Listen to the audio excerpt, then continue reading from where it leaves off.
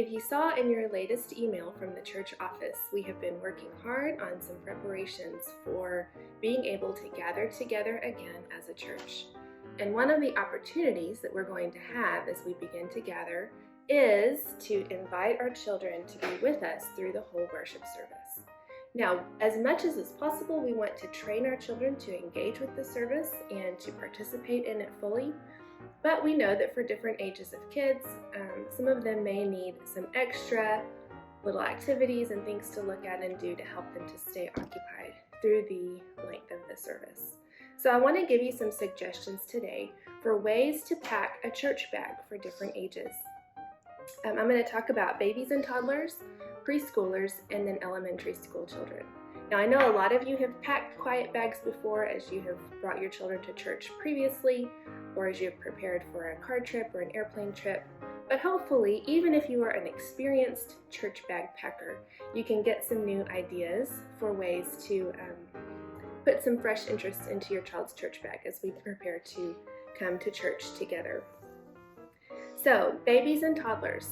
First of all, I would like you to know that because of social distancing, there will be a generous amount of space between the different rows of seats. So if you want to bring a small blanket for your child to sit on right at your feet, you will have room to do that. The only thing is you have to make sure that your baby stays on the perimeter of the blanket. We want to be sure that they are not receiving or spreading germs by being on the floor, certainly not getting into the space of another household. But if your baby can be happy sitting on a blanket right at your feet, you can know that you'll have a little bit of room to do that. Now, the most obvious tool for helping a child to sit quietly and even attend a little bit to the service that's going on around them is to bring some snacks. Now, I just recommend that you think about things that are dry and that clean up pretty easily, because we will be needing to clean between each service. You might even think about a snack that your child does not typically get to enjoy during the week. Maybe this can be a special treat to look forward to on Sundays. So maybe there's a way that you can help that to be even something that they anticipate and look forward to by a special little snack that they can enjoy during the service. You may also try to bring books.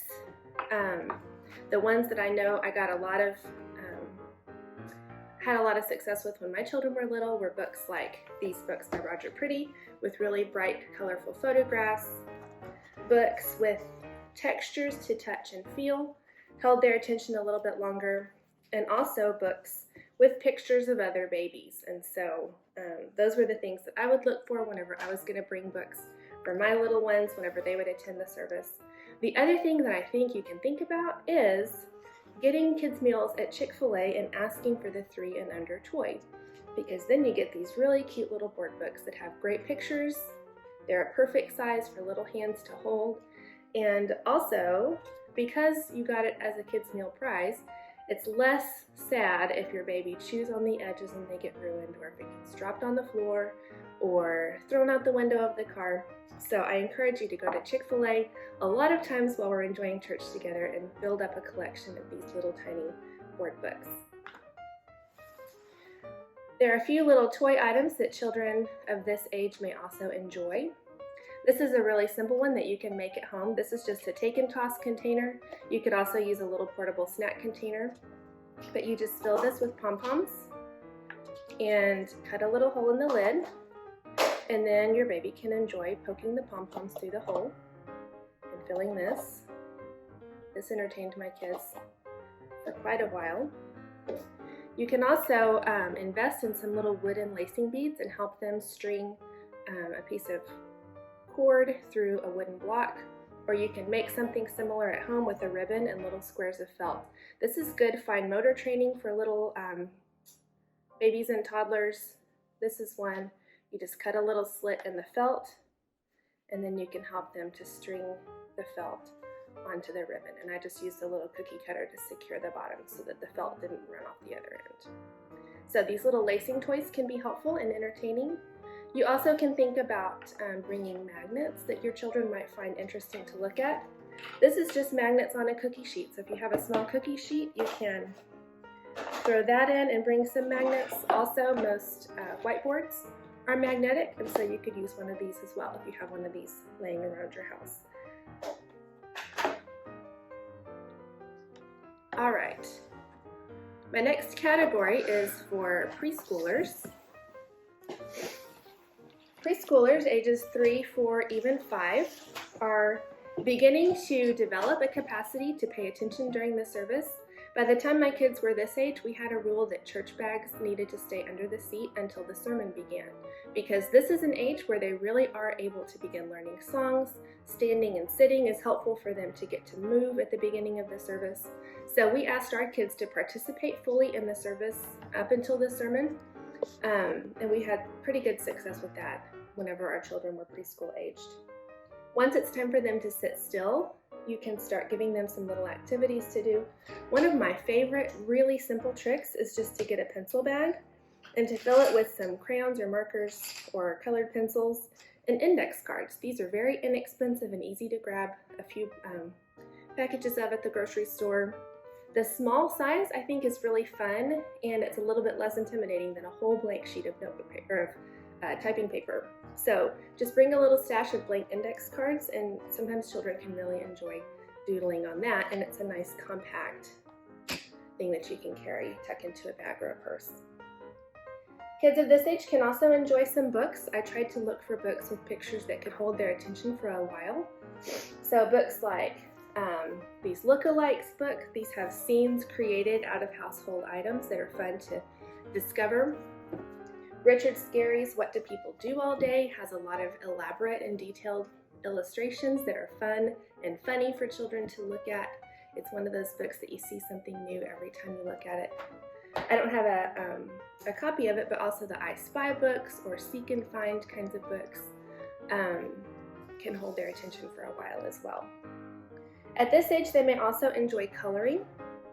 A Bible coloring book that we have enjoyed is the Beginner's Bible Super Duper Mighty Jumbo Coloring Book. This has coloring pictures related to so many stories that are in the Bible. We really enjoyed the comprehensiveness of this as a coloring book. The pictures inside are simple, they're easy to color, and so this is good for a Bible story themed coloring book. Your kiddo may also enjoy one of these. We call them doodle boards. Sometimes they are boogie boards, called boogie boards.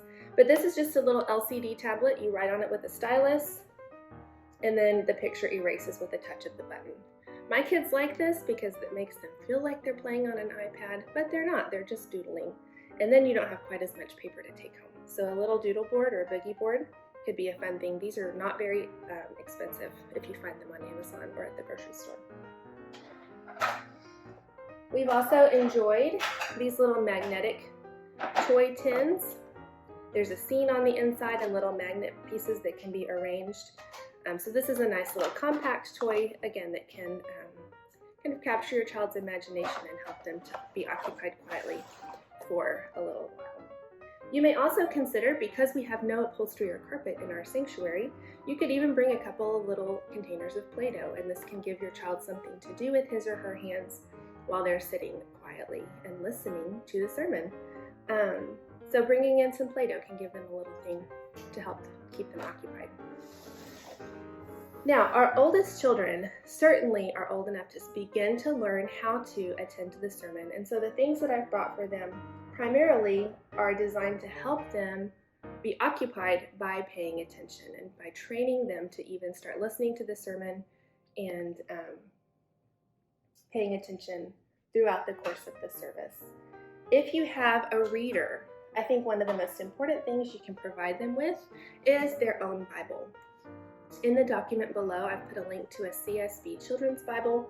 They have lots of different pretty covers that can appeal to your children, but the interior is, it's easy to read. It has good charts and explaining notes. So you might want to invest in a Bible for your child that they can read for themselves. You can help them during the sermon to find the text and follow along. This can help them really take ownership of paying attention during that portion of the service. So have your child bring his or her own Bible if possible.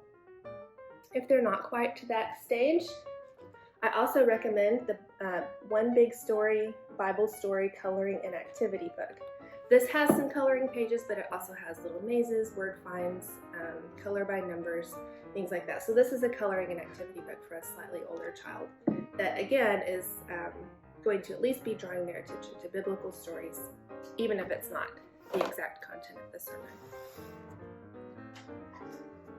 With older children, I think you want to encourage them to be taking notes or even doodling the things that they're hearing in a service. So some sort of either a notebook, it can be fancy, it can be plain, but a notebook for them to write in. We also will be providing some sermon note sheets, so maybe just a folder where they can keep their sermon papers, and some blank pages as well is good. If they're really into school supplies, you might even want to think about a fun binder like this. This is kind of the Trapper Keeper for the modern child, but it's a nice big 3-ring binder, and there's lots of pockets inside for holding school supplies and of all sorts. So just some things to help them collect their belongings and have all of their supplies at hand for drawing the things that they're hearing in the service, or even beginning to learn how to take notes. Fun pens, pencils, markers can go a long way in increasing your child's anticipation of being able to attend the service.